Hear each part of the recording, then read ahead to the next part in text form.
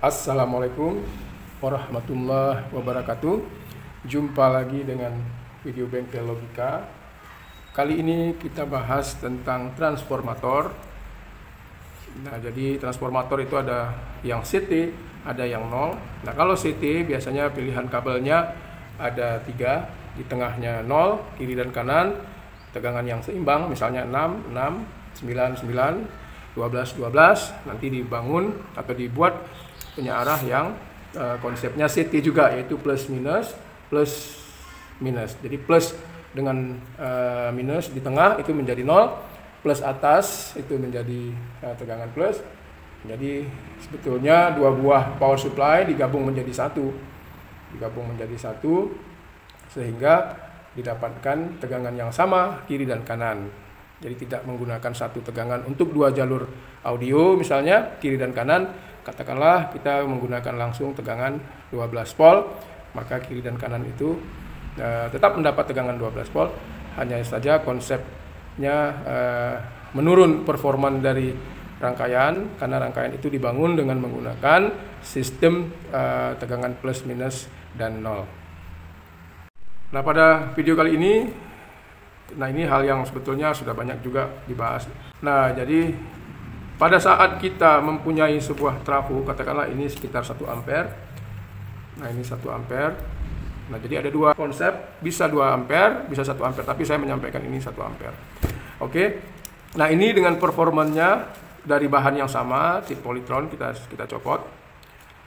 Bagaimana cara kita menambah arus ampere dari trafo kita pada saat audio kita, misalnya audio kita butuhnya 3 ampere, tetapi kita hanya punya trafo 2 ampere atau 1 ampere seperti ini.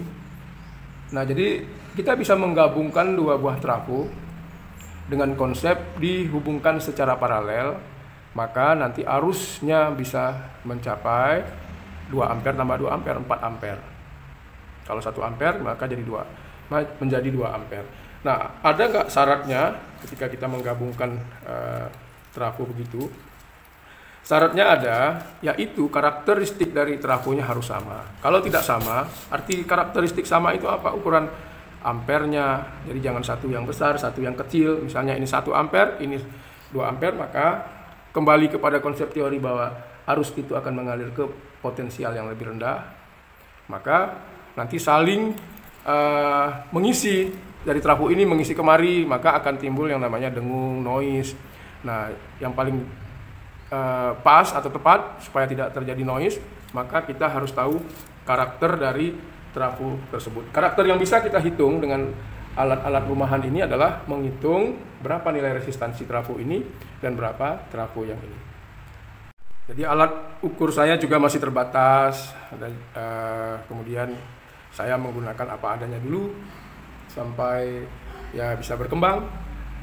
Jadi kalau kita tunggu semuanya lengkap, nah mungkin kita tidak mulai tidak men-share apa yang kita miliki, baik ilmu ataupun pengalaman yang sudah menjadi ilmu.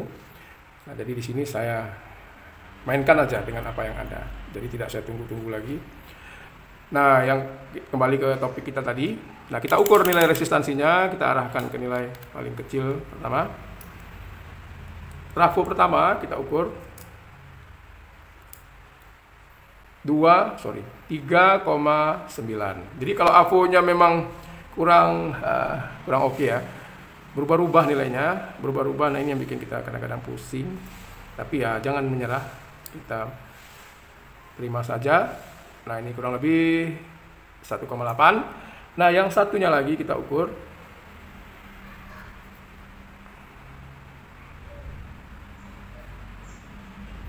sama. Nah, dengan sama begini, maka kita bisa menggabungkan dua trafo ini secara paralel sehingga kita bisa mendapatkan output dengan arus yang lebih besar, jadi 2 kalinya. Untuk audio kita yang kira-kira kurang arusnya. Ciri-ciri audio dengan kurang arusnya adalah ketika digeber bassnya, maka bass itu akan cenderung pecah itu sember ya.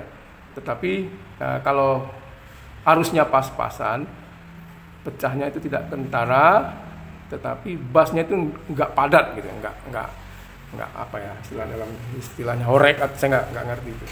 Nah, jadi salah satu masalahnya itu.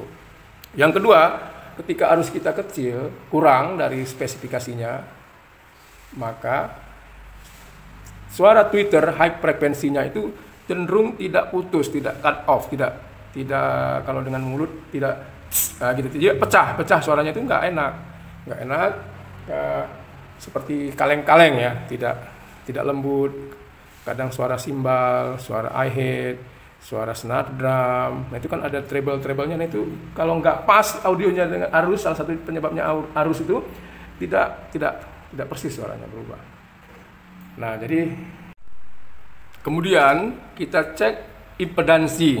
Jadi kalau dalam lilitan namanya impedansi, kalau dalam kapasitor namanya kapasitansi, kalau dalam resistor namanya resistansi. Sama-sama satuannya adalah ohm, tetapi istilahnya berbeda. Impedansi itu dipakai untuk arus AC, kapasitansi dipakai pada arus AC, dan pada arus DC beda aplikasinya. Kalau resistor bisa di kedua-duanya. Nah, itu komponen pasif kalau dalam belajar elektronikanya.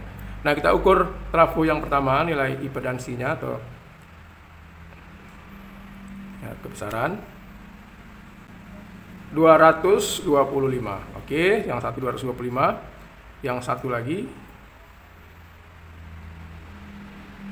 wah ini masalah, nilainya nggak sesuai. Nah, ini karena sudah begini, tidak ada contoh yang lain, bahkan tidak terhubung. Kira masalahnya apa? Nah, mungkin di selektornya ini.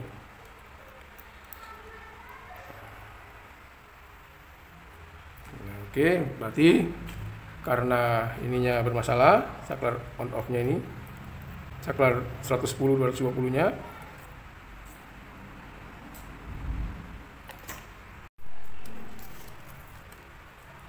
Nah, karena bermasalah ini, maka mau nggak mau tadinya kita bahas supaya cepat, supaya jangan yang nonton kehabisan pulsa. Nah, kita potong aja. Jadi mau nggak mau harus kita teliti lagi lebih dalam. Nah, ini adalah rangkaian screen dan pembagian dari 110 ke 220. Nah, ini kita abaikan. Kita harus kaji lagi mana yang 110, mana yang 220. Nah, kalau sudah ketemu trafo begini, kalau nggak salah ada juga pada video saya sudah banyak sekali buat video. Nah, kita mencari nilai resistansi terbesar, itulah yang 220. Nah, setelah kita potong, maka kita ukur. Jelas ini pinggirnya, input lilitan 104. Nah, ini tidak terhubung, ini tidak terhubung, maka biasanya yang tengah harus dihubungkan supaya terhubung ini dengan ini. Oke, menjadi 217 ohm. Nah, ini yang menjadi 220. Satu bagian, berarti yang satu lagi sama. Tadinya tidak bisa kita ukur karena kerusakan ininya. Kemudian kita ukur satunya lagi. Saya lupa tadi berapa, kayaknya sama ini. Tadi 217, 216 ya, beda sedikit. Nah, itu kembali kepada peralatan ya.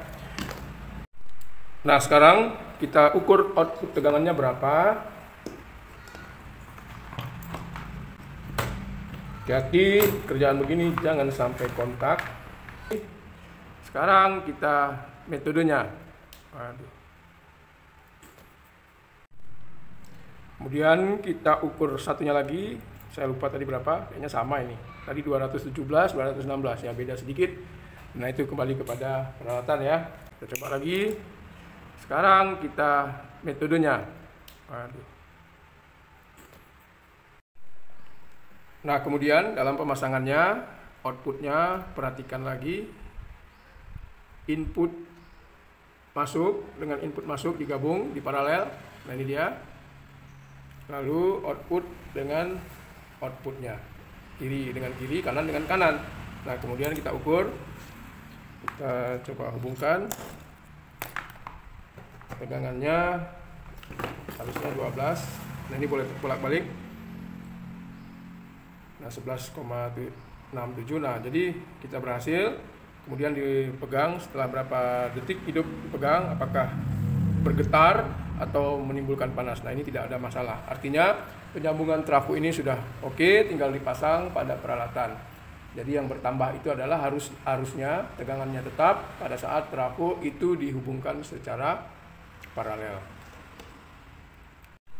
Nah, begitulah kira-kira cara kita menyambung paralel trafo untuk mengatasi masalah kekurangan arus pada alat dan peralatan listrik kita seperti audio dan lain-lain. Semoga sedikit informasi ini ada manfaatnya, dan jangan lupa dukung channel ini supaya bisa berkembang dan lebih banyak ilmu yang bisa kita share.